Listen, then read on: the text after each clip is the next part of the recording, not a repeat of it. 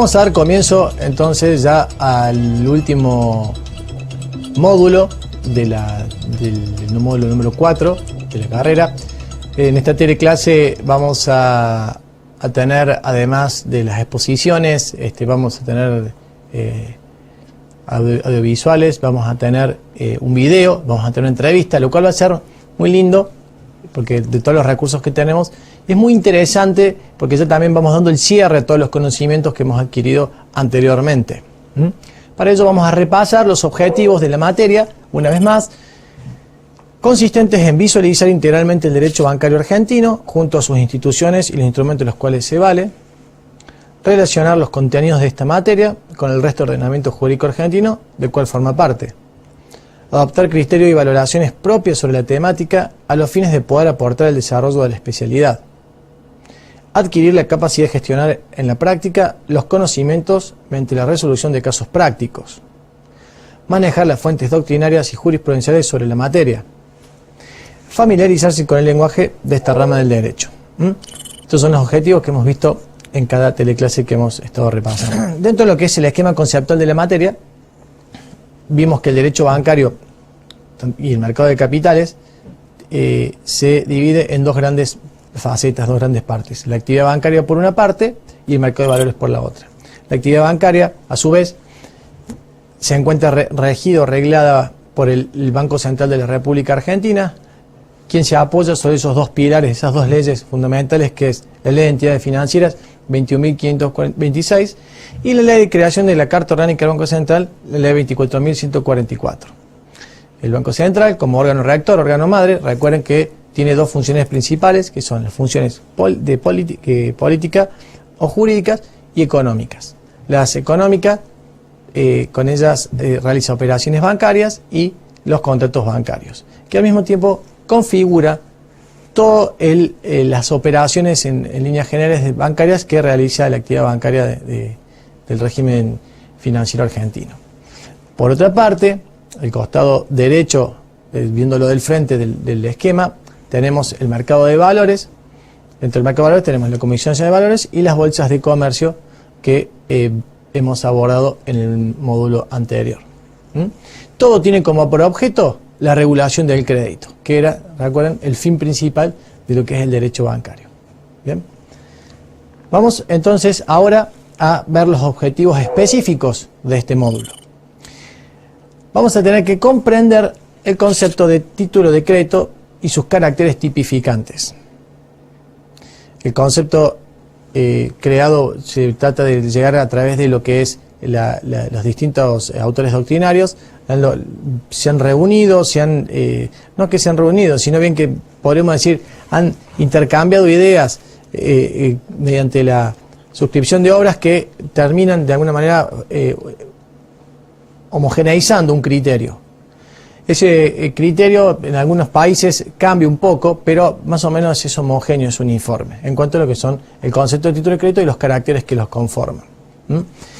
Cuando decimos los caracteres, tienen caracteres típicamente tipificantes, son típicos del título de crédito, que lo vamos a ver a continuación. Son poquitos nomás. También vamos a tener que comprender el concepto de rigor cambiario e identificar los requisitos de los distintos títulos de crédito. Comprender la circulación cambiaria y las garantías que se utilizan como aval de los títulos cambiarios. Acá vamos a el objetivo, el fin que tienen los títulos de crédito es la circulación, que se permite la circulación de los mismos, y vamos a ver el aval como un instrumento de garantía que abordamos también en el módulo anterior, a los efectos de alguna manera proteger, garantizar, avalar una obligación. Y vamos a compararla con la solidaridad cambiaria y con la fianza. Vamos a ver cuáles son las diferencias que tienen. Vamos a reconocer el vencimiento, sus funciones y las distintas formas de los títulos de crédito. Vamos a comprender el régimen legal del pagaré y del cheque como instrumento de pago, sus diversas clases y funciones. Vamos a visualizar el endoso como forma de circulación y el aval como garantía. Vamos a identificar las acciones cambiarias y comprender el concepto de excepciones y de defensas cambiarias. Dentro de lo que sería el esquema conceptual de la materia, a título de sintaxis, de algo sintético, vamos a ver que los títulos de créditos, que es el objeto principal de este módulo, tienen por fin la circulación. Eso lo decíamos recién. ¿Y cómo es que circulan? Circulan fundamentalmente por lo que es el endoso. El endoso es la forma de transmitir el título, después ya lo vamos a abordar, el cual, gracias a él, permite que sean instrumentos de pagos idóneos, efectivos, por cuanto permite su circulación. No significa que un título de crédito siempre va a andar circulando, puede también evitarse la circulación del mismo. También tenemos al aval como un medio de garantizar, instrumentar una garantía sobre los títulos de crédito. Y como títulos de crédito, que hay varios, que también lo vamos a ver, vamos a abordar de alguna manera el pagaré y el cheque principalmente, que es lo más importante, como el título de crédito o circulatorio más importante que vamos a cruzarnos en nuestra vida, tanto personal como profesional.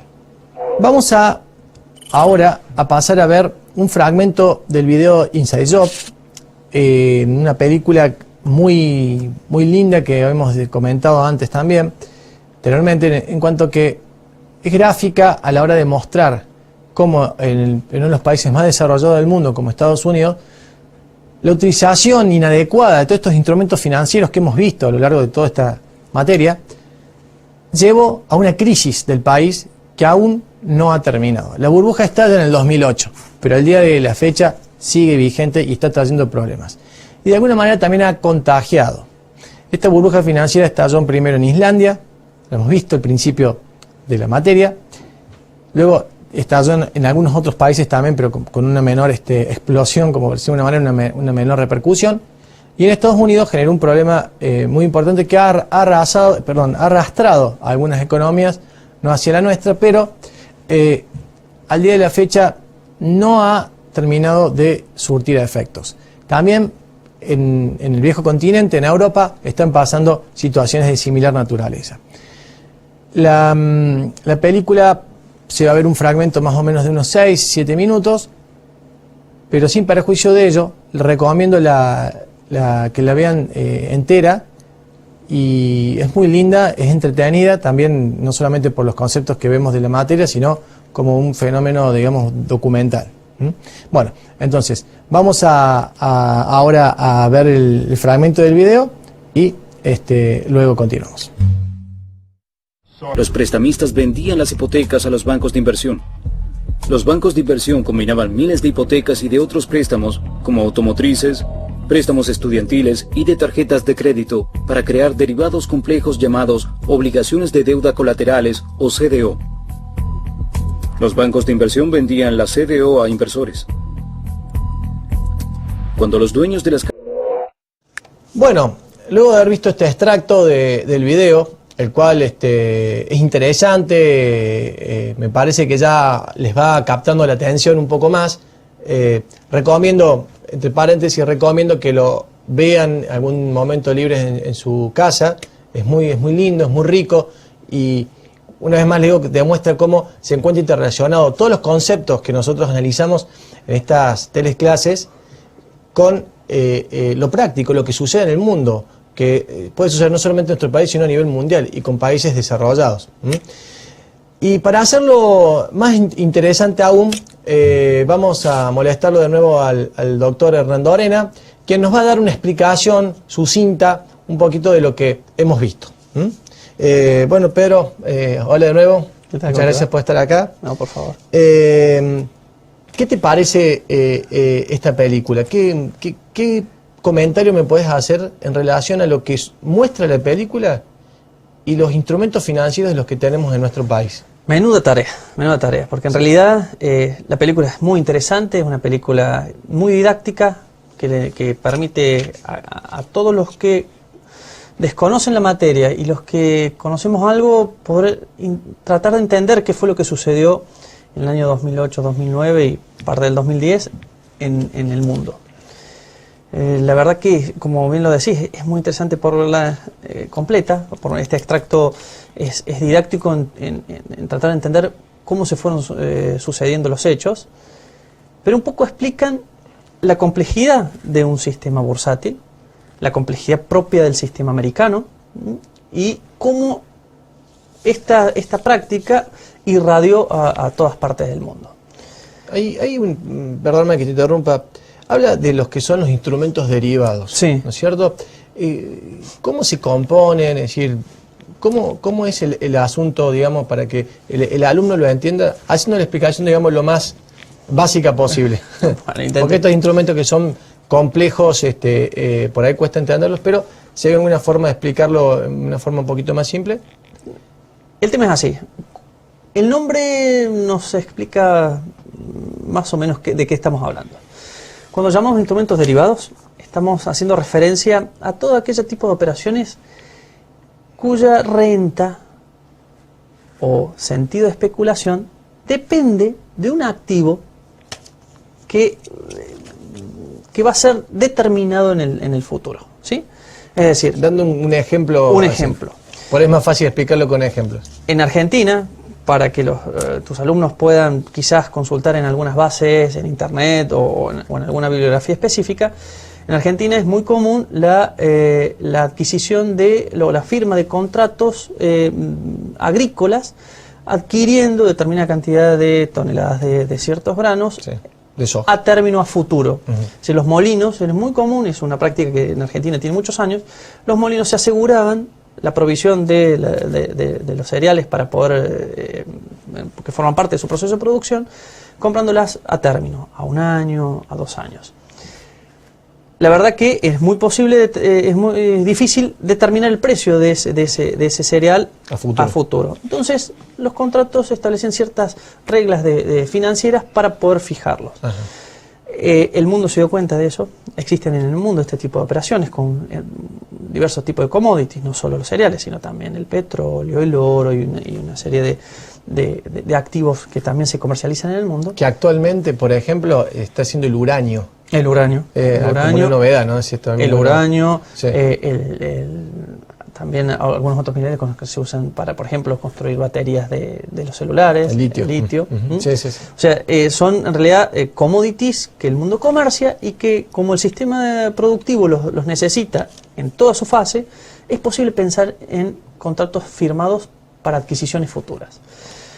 La verdad es que el precio va a estar se fija hoy, pero la diferencia entre el precio que se pactó en el contrato y el precio al momento de la adquisición recién se va a establecer en el futuro. Ajá. Eso no permite saber qué punta del contrato es la que se terminó beneficiada, si la punta vendedora o la compradora, según dónde esté el precio al momento de la ejecución del contrato. Esa especulación genera los distintos productos derivados. Como lo dice el video, ¿sí? En este caso existía lo que se llamaba el activo subyacente, que eran las hipotecas llamadas subprime. Subprime porque pertenecían a un segmento del mercado de las hipotecas, el mercado bancario, bastante riesgoso. Exacto. En cuanto a sus capacidades de recobro. Lo interesante del video muestra una gráfica que explica cómo de la hipoteca, que es ese activo financiero, se iba convirtiendo a través de distintos vehículos financieros en títulos, valores que eran negociados en diversas partes del mundo. Y eso es quizás lo más importante que me gustaría destacar de todas estas charlas que estamos teniendo. Es que el mundo está acostumbrado a invertir sus ahorros en instancias de producción. En Argentina, por una mala costumbre cultural, el ahorrista, el pequeño, el mediano ahorrista, tiene la práctica de ir al mercado de las divisas, adquirir esencialmente dólares, y se encasilla en ese ejercicio de inversión, no utiliza alguna otra herramienta. En líneas generales, en el mundo, sí, los ahorros son vertidos al sistema de producción. ¿Y cómo lo hacen? A través del mercado de valores. El trabajador activo, el profesional, el pequeño empresario, cuando logra ahorrar con sus ingresos, generalmente los vuelca al mercado de valores. Es por eso que hemos visto, tanto en la crisis que vivimos en Argentina como en esta crisis internacional, que los grandes perjudicados fueron, por ejemplo, los jubilados de distintas partes del mundo, jubilados japoneses, italianos, los ahorristas de Islandia, por ejemplo, pequeñas unidades superavitarias, como le llamamos en esta materia, que juntan sus ahorros mes a mes y los colocan en el sistema de producción. eso es la esencia del mercado de valores y es la riqueza que aporta a una economía. Esta posibilidad de que pequeños ahorristas ayuden a la financiación de grandes proyectos de inversión. En Argentina no tenemos esa costumbre, ni del empresario en ir a buscar fondos al mercado de valores, ni del ahorrista en demostrar interés en este tipo de productos. Se resguarda directamente en la compra de una divisa extranjera, que puede ser el dólar o el euro. El euro. En algunos otros casos el real. Y allí quedan como un ahorro seguro. Y sin que sea una posición política, porque en realidad no lo es. La verdad es que la especulación es la esencia de toda inversión. Y todo aquel que invierta en divisas especula con que su moneda nacional se deprecie para poder obtener renta. Y eso implica la pobreza de toda la economía en general. En cambio, el ahorrista o el inversor en el mercado de valores lo que busca es que la empresa a la cual él adquirió ese título o quien aportó dinero se aprecie. Esas son las grandes diferencias. Es muy interesante. Y el régimen de las obligaciones negociables que está regido en nuestro país por la ley 23.576, ¿cómo opera? ¿Cómo se da? Las obligaciones negociables... Porque, discúlpame, eso es un tema que implicaría tener una cierta proyección o tendencia a hacer ese tipo de operatoria que muy bien explicaste recién, que coincido plenamente, es difícil de que lo haga el ahorrista común.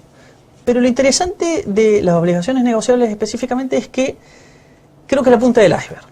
A partir de las obligaciones negociables y los fideicomisos financieros, son los dos vehículos, las dos herramientas que está utilizando el mercado productivo para incorporarse o para empezar a adquirir experiencia en esto del mercado de valores. Para mover maquinaria, o sea, que es lo que más confiable que sería, digamos. Y es lo que más desarrollado está en nuestro mercado, esa es la verdad. Y obligaciones negociables, en esencia, es... ¿Qué sería una obligación negociable? La obligación negociable es la toma de dinero, es pedir un préstamo, para hablarlo llano, pedir un préstamo a particulares, ofreciendo devolverlo de determinadas condiciones. Esas condiciones, el emisor de la obligación negociable las expresa en un prospecto. En el prospecto establece cuánto dinero es el que necesita, qué activo garantiza la devolución de ese dinero, cómo lo devolvería, en qué plazo, si existe plazo de gracia, si existe devoluciones periódicas, mensuales, semestrales, cuál es la renta que va a pagar, qué comisiones le paga a los estructuradores. O sea, en el prospecto es un detalle de cómo se compone el negocio. Y en Argentina hemos tenido esencialmente muy buenas experiencias respecto a las obligaciones negociables. Y creo que el mercado y específicamente todos los actores interesados en el desarrollo han puesto énfasis en las obligaciones negociables y específicamente en tratar de acercar esta herramienta al mercado PYME. Nuestra economía es esencialmente una economía PYME, creo que la del mundo, pero la nuestra me parece que va a desarrollar el mercado de valores a partir del interés del empresariado PYME en poder utilizar este tipo de mecanismos de financiación. O sea que lo importante sería que es un título representativo de una deuda que el hecho que esté regulada, protegida de alguna manera por la ley 23.576, hace que, el ahorrista se vuelque un poco más, ¿no es cierto?, a la inversión o invertir financieramente en eso. Y esencialmente son 4 patas, el emisor y el ahorrista en las puntas, ¿sí? Agentes de bolsa que se encargan de adquirir esos títulos y de venderlos, para hacer la circulación de ese título en el mercado primario y que llegue el dinero de la unidad supravitaria del ahorrista hacia el emisor para poder desarrollar su proyecto de inversión. Muy claro, muy bueno. Y el fideicomiso financiero, ¿no? ¿Es una figura utilizada hoy en nuestro país? Porque si uno dice es una moderna forma de contratación, bueno, no digamos que no es tan moderna, le dicen moderno, pero está arreglado ya hace un tiempo, pero sí se ve muy utilizado el fideicomiso en el ámbito de la construcción, en otros ámbitos, pero concretamente el fideicomiso financiero, ¿tiene aplicabilidad aquí en nuestro país? Tiene y mucha. La verdad que, como bien lo decís, recuperando esta idea que las nuevas formas, en realidad el fideicomiso o su figura madre, que es el trust americano, o el trust anglosajón. Perdóname, claro, pero el anglosajón. fideicomiso viene de la fiducia romana de antes de Cristo. Exactamente, Sí, es así. para protegerle Nosotros tomamos la figura comercial del trust, del trust anglosajón, americano. y que tiene larga data, pero en Argentina, luego de que salió la ley 24441, Exacto. fue muy utilizada. De hecho, creo que no debe haber persona que no se vea cruzada por la actividad del fideicomiso financiero. Cada vez que realizamos una compra con nuestra tarjeta de crédito, cada vez que adquirimos un electrodoméstico, cada vez que por ahí solicitamos pequeños préstamos a entidades financieras o a bancos, se suele utilizar el fideicomiso financiero como instrumento para obtener liquidez por parte de las compañías prestamistas. Y esencialmente, ¿de qué estamos hablando? Utilizando el mismo régimen de fideicomisos que establece esta ley para la construcción y para otras figuras, constituimos lo que se llama un fideicomiso financiero, con una naturaleza y un objeto particular. En este caso, recuperando esta idea de securitización que hablábamos en la teleclase anterior, el emisor lo que hace es separa de su patrimonio determinados activos que le generan un flujo de caja, ¿sí? Cupones de tarjeta de crédito, que es por compras efectuadas hoy y que se van a percibir en determinado plazo. O, por ejemplo, un préstamo que también se ejecuta hoy, se suscribe hoy y que se va a devolver en determinado plazo. Lo que se hace es, se constituye el fideicomiso y con el fideicomiso se emiten títulos participativos. Esas participaciones hacen que el inversor las adquiera, ofreciendo dinero al emisor, que adquiere liquidez, recupera parte de ese crédito que tiene a futuro, y el inversor va percibiendo, a medida que los créditos se van pagando, el recupero del capital prestado con más la renta establecida en el propio fideicomiso. Es una figura muy utilizada. De hecho, tenemos también, como en el caso de las obligaciones, muy buenos ejemplos. Y de mucha eficacia también. Y de mucha eficacia, la verdad que Qué bueno, ¿no?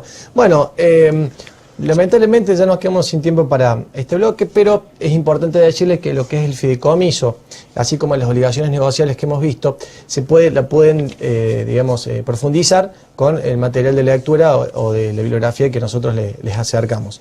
No reviste mayor complejidad, pero sí es importante obtener la riqueza que tiene conforme las manifestaciones y expresiones que nos ha brindado el doctor Nandorena. Muchas gracias. Al contrario, sí, un gusto. Bueno, ahora vamos a un pequeño descanso y después continuamos con el bloque siguiente.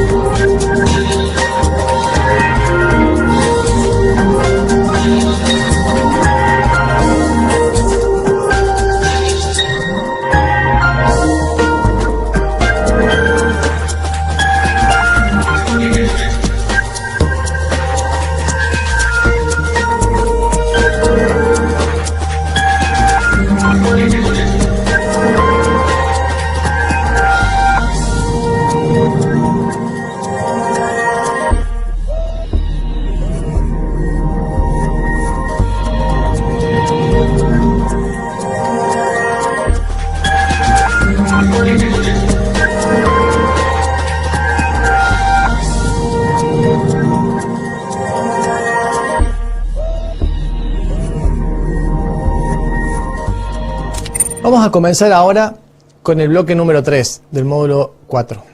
Vamos a hablar de los títulos de crédito. Respecto de los títulos de crédito, no han surgido todos de una manera conjunta y en un mismo momento. Han ido naciendo en distintas fechas en lo que es la historia de la humanidad. Se puede decir que la mayor parte de ellos nacen en Francia, pero es una cuestión histórica donde tampoco hay uniformidad por parte de los autores. Los mismos tienen por objeto ejercer el derecho literal y autónomo contenido en un documento. Esos son los títulos de crédito, esa es la definición que también la podemos observar en pantalla.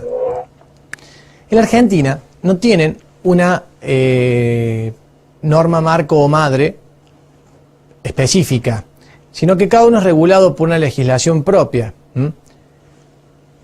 Así, por ejemplo, la letra de cambio tiene su propia regulación, el pagaré tiene su propia regulación, el cheque, etc. Entonces,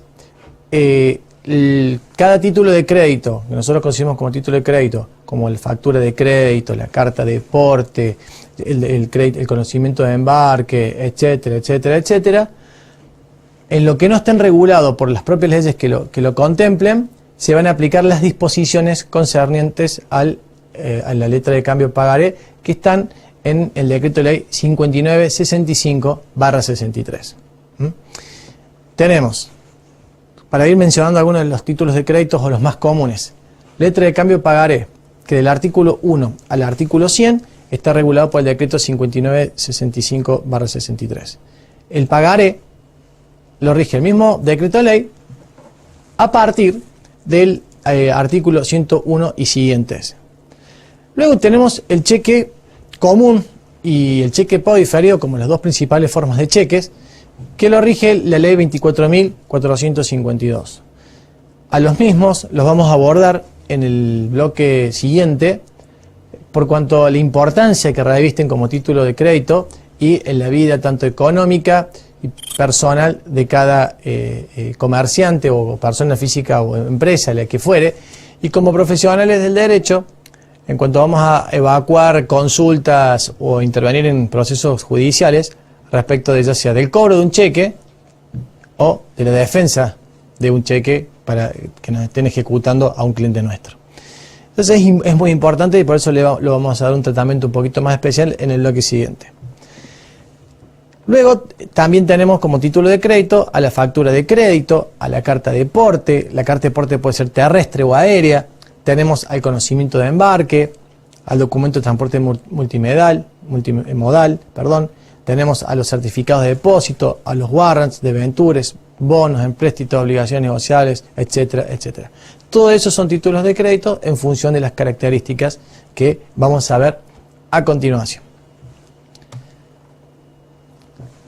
Las características o elementos, como dice la diapositiva, tenemos a la incorporación, a la legitimación, a la abstracción, que algunos los confunden con la autonomía, a la literalidad, a la autonomía y la circulación.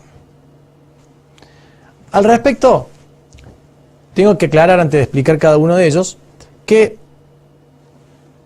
estos caracteres o estos elementos que hacen de los títulos de crédito son aplicados a nivel ya a nivel fuera de nuestro país, ¿no es cierto? A nivel mundial, en cuanto que legislaciones como la mexicana, la española, la colombiana, la brasilera establecen más o menos los mismos caracteres. Hay algunos que los quitan algunos y otros que pueden llegar a agregar otros, pero en estos hay más o menos uniformidad. Lo mismo con los autores, los distintos autores respecto a nuestro derecho interno. Hablando de la incorporación como el primero de los elementos, vale decir que la incorporación implica insertar un derecho en el documento. No podemos, y acá hay que tener la idea clara en cuanto, no podemos decir que el documento es el derecho, sino generalmente el derecho va separado del instrumento del documento que lo avala o que lo instrumenta, ¿no es cierto? Así que en el cual está contenido.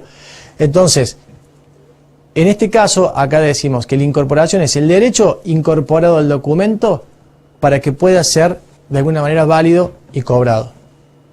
Eso es lo que dice el siguiente elemento, la legitimación. El que tiene el derecho que está contenido en ese documento es el que se encuentra legitimado a cobrar su crédito en el inserto. Entonces, el derecho lo da el mismo documento que se encuentra contenido en él.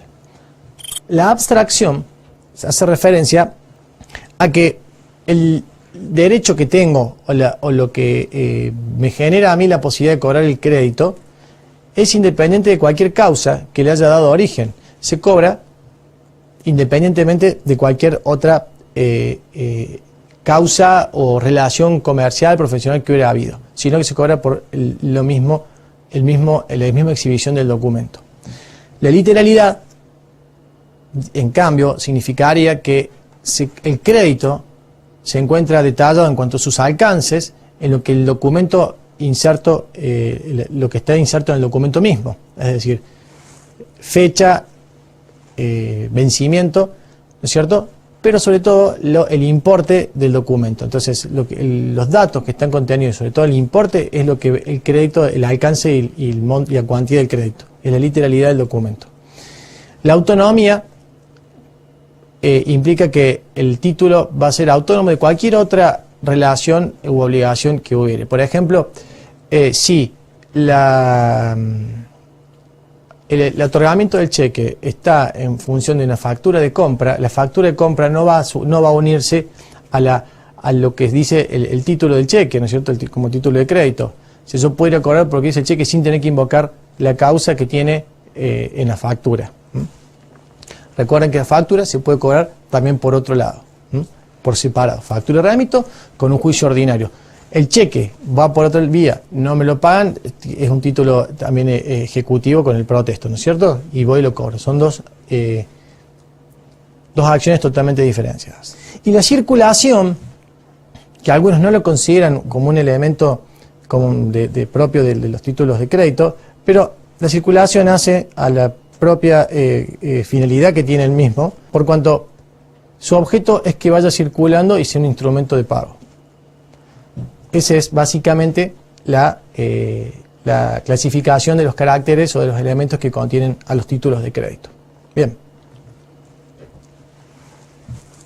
Respecto a la clasificación en sí, podemos hacer una clasificación de distintos ámbitos, de distintos puntos de vista. Nosotros vamos a mencionar ahora algunas de ellas.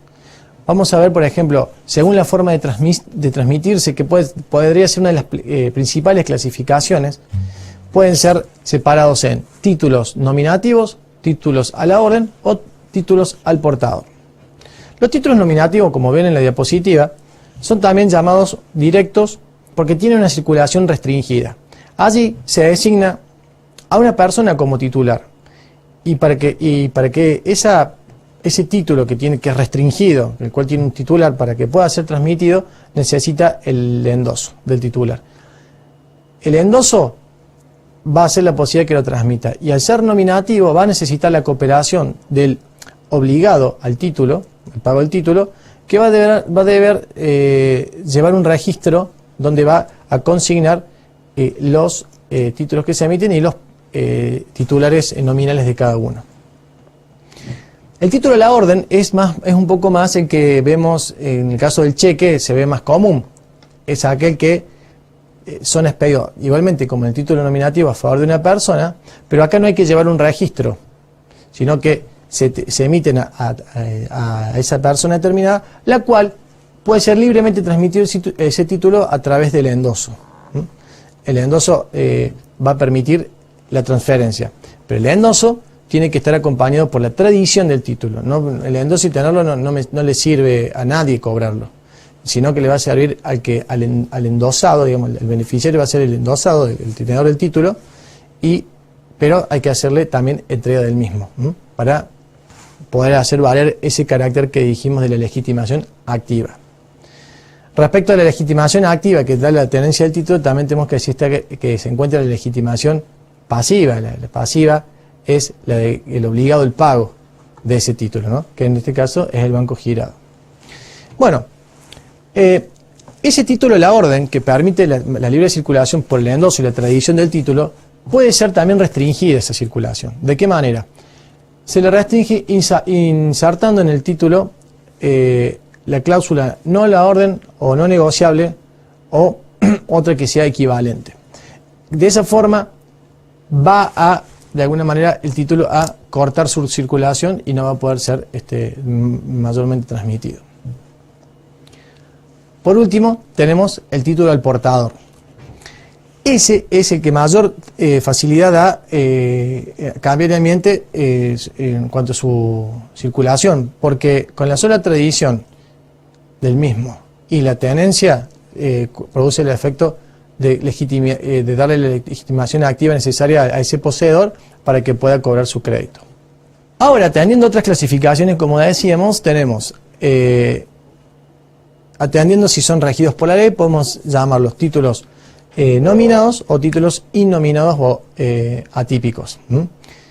Después tenemos, según su forma de creación, va a poder, según este criterio, lo vamos a poder clasificar en títulos singulares o que sean títulos seriales o en masa, que sean creados en masa, como pueden ser bonos, acciones, o títulos singulares, como un cheque terminado a una persona determinada.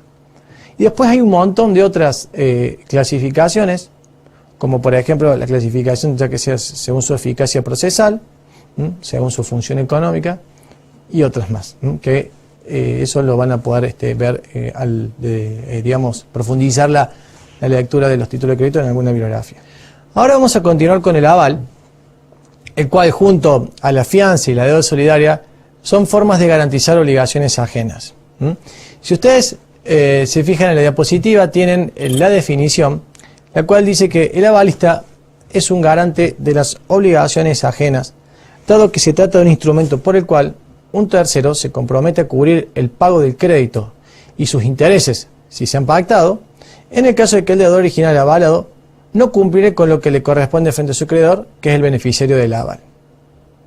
Entonces, tenemos al aval como una forma de garantía, como habíamos visto en un módulo anterior, y que es muy utilizada en el sistema financiero argentino nuestro. Es importante que a esta figura del aval la diferenciemos de la fianza y de la deuda solidaria. Si bien las tres son, digamos, formas de garantizar obligaciones ajenas, cada una tiene sus caracteres propios que la diferencian.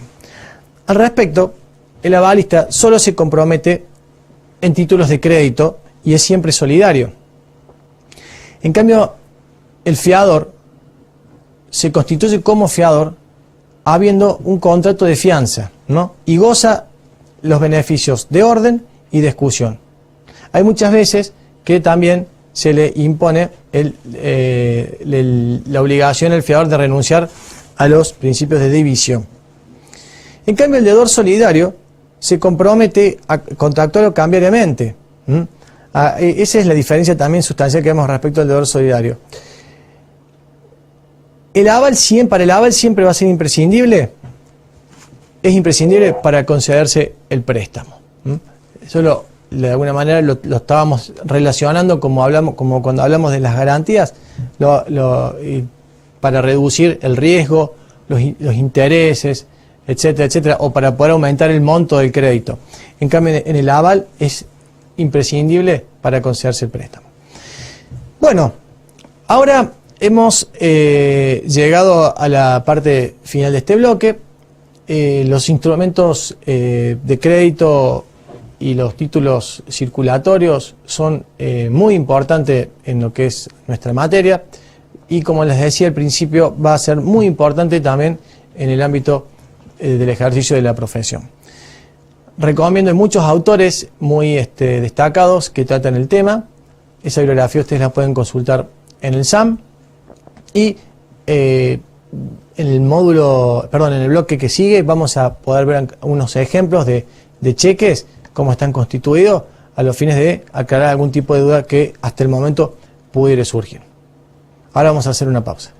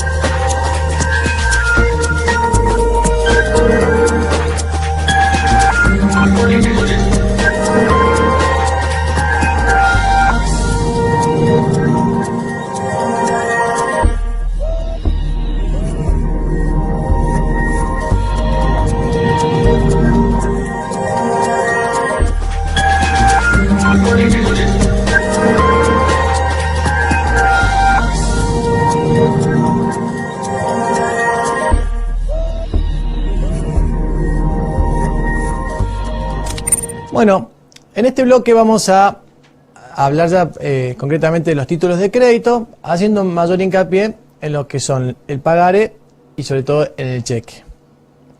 Si ustedes se fijan en la filmina que tenemos en pantalla, el pagaré es un documento literal o título de valor o instrumento financiero.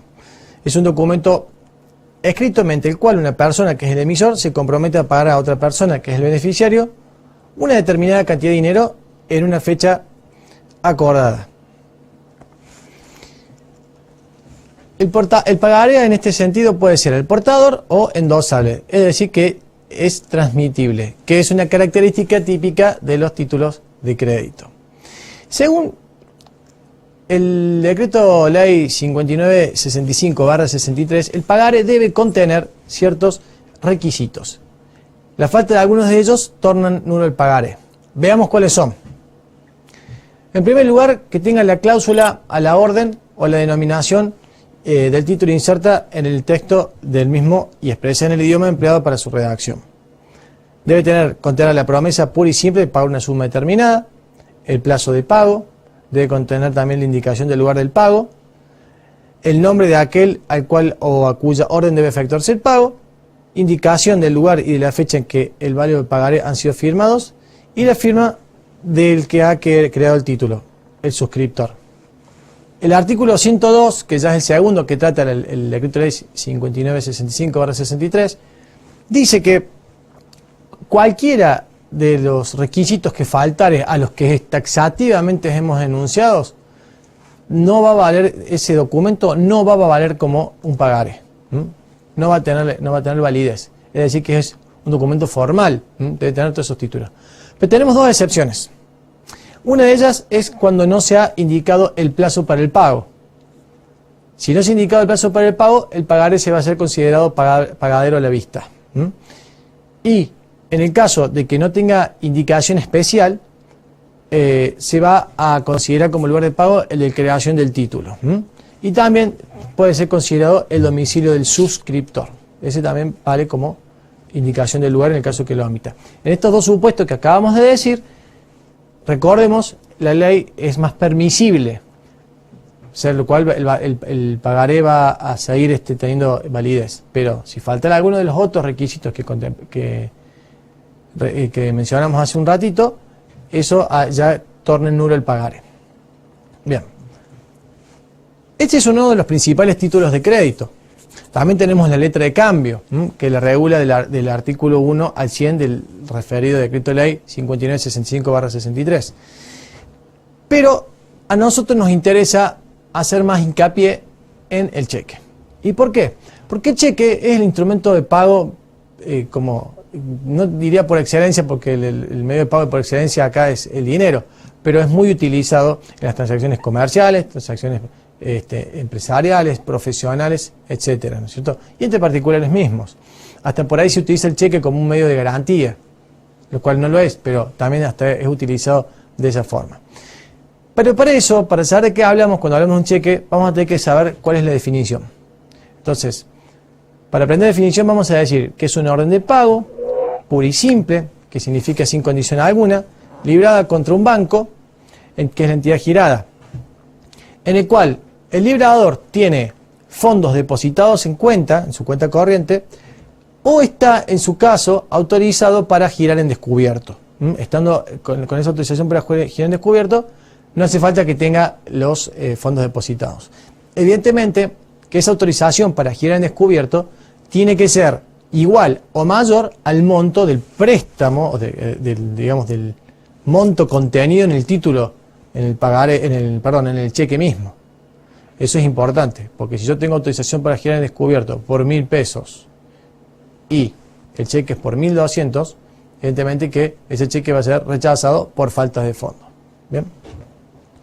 Entonces, repasando brevemente los contenidos, es un documento literal y autónomo que contiene una orden de pago incondicional, dada por una persona a la cual le denominamos librador, y a una institución de crédito que es el librado o girado, institución financiera bancaria, de pagar a la vista a un tercero o portador, que es el beneficiario, una determinada cantidad de dinero. Ahí tenemos establecido bien cuáles los elementos estos que hacen al cheque. También la ley que le regula el cheque menciona determinados requisitos que debe contener el cheque. Veamos cuáles son. La denominación cheque, que es la cual tiene que estar inserta en su texto, en idioma empleado para su redacción. Un número de orden impreso en el cuerpo del cheque. La indicación del lugar y de la fecha de creación. El nombre de la entidad financiera girada y el domicilio de pago de la entidad financiera. La orden pura y simple de pagar una suma de dinero expresada en letras y en números, especificando la clase de moneda. Cuando la cantidad escrita en letras difiere en números, se estará por la primera. Eso es muy importante porque suele suceder. La firma del liberador, y para el cual el Banco Central está autorizado a el uso de sistemas electrónicos de reproducción de firmas o su sustituto para el libramiento de cheques. El Banco Central en ese aspecto ha evolucionado y ha generado, autorizó la instrumentación de las firmas por sistemas electrónicos. Como sucede en el pagaré, el cheque igualmente, en el cheque cualquiera de los requisitos que faltara que acabamos de mencionar va a ser como considerado inválido. Luego vamos a ver un cheque, una foto de un cheque en la diapositiva donde están contenidos todos estos elementos. Pero antes que eso, vamos a ver las diferentes tipologías que tenemos de cheques. Tenemos varios tipos de cheques que vamos a ir detallando a continuación. Vamos a empezar por los cruzados. Habrán visto alguna vez, el que tuvo la oportunidad de tener un cheque, que hay algunos cheques que están con dos barritas, dos rayitas cruzados en el anverso. En el anverso, digamos, izquierdo anterior, se diría. Y ese es el cheque cruzado, es el cheque nominativo cruzado en su anverso por dos líneas paralelas, las cuales le indican que ese cheque solo puede ser cobrado por otra institución de crédito. Y acá tenemos que hacer la diferencia entre lo que es el cruzamiento general del cruzamiento especial. Generalmente, o sea, lo más común es ver el cruzamiento general y no el especial. Porque el cruzamiento general es donde se hacen las dos linitas a los efectos de que el cheque deba ser depositado en una entidad bancaria cualquiera, y con eso, como decíamos al tratar el tema del endoso en el bloque anterior, restringimos la circulación cambiaria, la circulación del cheque. Es decir, lo importante que el cruzamiento general es que debe ser depositado y en cualquier banco. Esto se diferencia del cruzamiento especial, por cuanto el cruzamiento especial, entre las líneas de cruzado, va instituida, ¿no es cierto?, cuál es la entidad financiera en la cual debe depositarse el cheque. Después tenemos el cheque para acreditar en cuenta. Ese cheque es un cheque nominativo en el que se anota dicha cláusula porque prohíbe el banco el cheque en efectivo y solo puede recibirlo para abonarlo en la cuenta. Ese cheque no es negociable a partir del incensor de la cláusula. Es un cheque que de alguna manera se lo está restringiendo, tanto para cobrar como su circulación. Tenemos también el cheque certificado. El cheque certificado, dijimos que también el cheque es un título de crédito, un título circulatorio y también es un instrumento de pago muy eficaz y idóneo utilizado comercialmente, como profesionalmente o en la vida particular de cada uno. Pero el cheque certificado pasa a ser una garantía de pago mejor que todas las otras. ¿Por qué? Porque en el cheque certificado el emisor, es decir, el librador del cheque,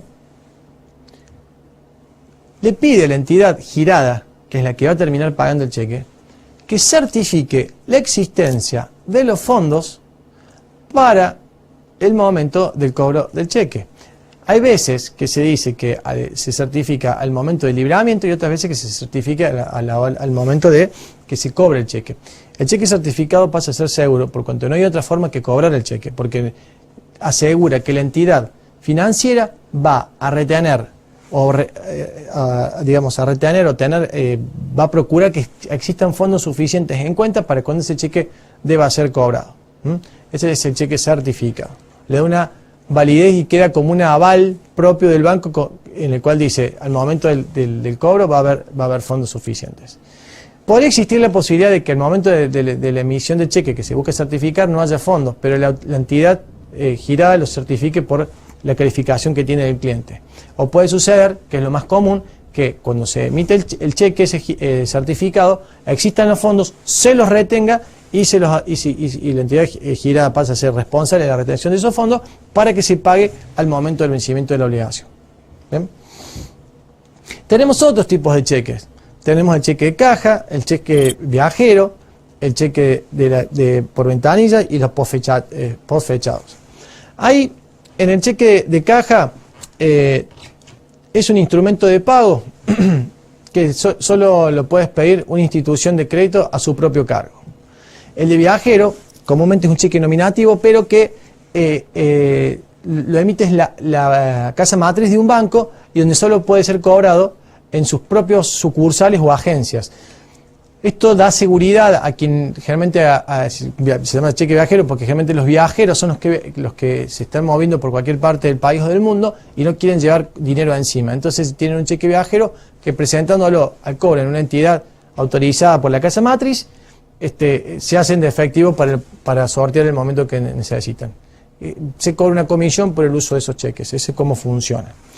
También tenemos el cheque de ventanilla y aquellos post fechados, que son los cheques que en el cheque común se le pone una fecha posterior a los efectos de que cuando el cheque se libró ya haya habido fondos suficientes en cuenta para pagar el cheque. Esa es la práctica que se le da.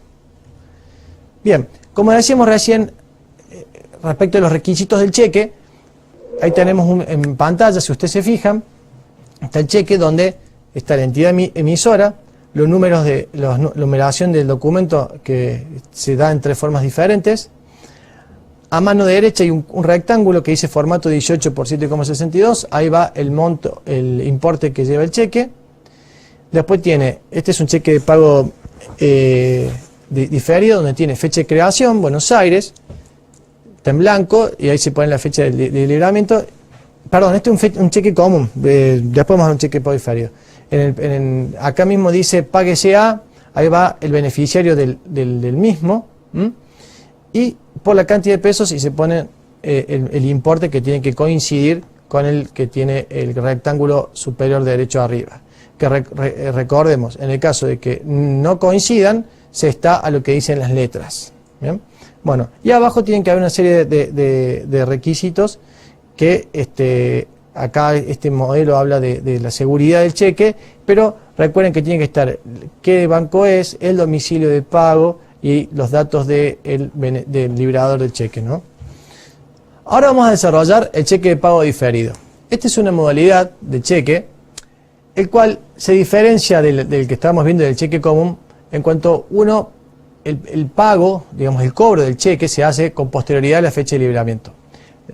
Esa fecha con posterioridad se hace un día después, a partir del día siguiente del día de libramiento, hasta 360 días posteriores, no más. El concepto del pago del cheque de pago diferido es el siguiente. Es una orden de pago librada a fecha determinada posterior a la de su libramiento contra una entidad autorizada en la cual el librador a fecha de vencimiento debe tener fondos suficientes depositados a su orden en cuenta corriente o autorización para girar descubierto, como hemos visto en el cheque común, en la definición de cheque común. Si vemos en pantalla, vamos a observar las características que tiene el cheque de pago diferido. Acá el cheque tiene, como el otro es muy parecido, tiene las mismas requisitorias, pero la mayor diferencia van a encontrar en que dice la fecha, el lugar y fecha de creación y la fecha de pago que tiene ese cheque de pago diferido. Respecto a todo el resto, va a ser prácticamente lo mismo. Recuerde que son 360 días, hasta 360 días desde la fecha de libramiento, ¿no? Luego de la fecha de libramiento. Más ya se pasa. Esa es la principal característica. Yo recomiendo que lean la ley a los efectos de que se vea cuáles son las requisitorias que debe contener el formulario del cheque para que el mismo sea válido y no sea rechazado luego por defectos formales. Bien, así hemos llegado a completar este último bloque y módulo de la teleclase. espero que se hayan entendido los conceptos que se desarrollaron, los cuales ya son importantes y cada vez son un poquito más avanzados y complejos. Es importante que para redondear las ideas centrales veamos los conceptos clave. Título de crédito, aval, endoso, pagaré, cheque.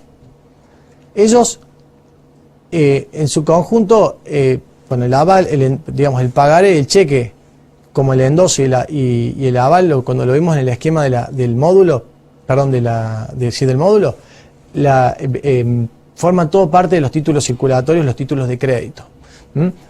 Hicimos hincapié en el pagaré y el cheque como los instrumentos más valederos, y el endoso como la forma de darle circulación, además de la propia tradición en los títulos a la orden.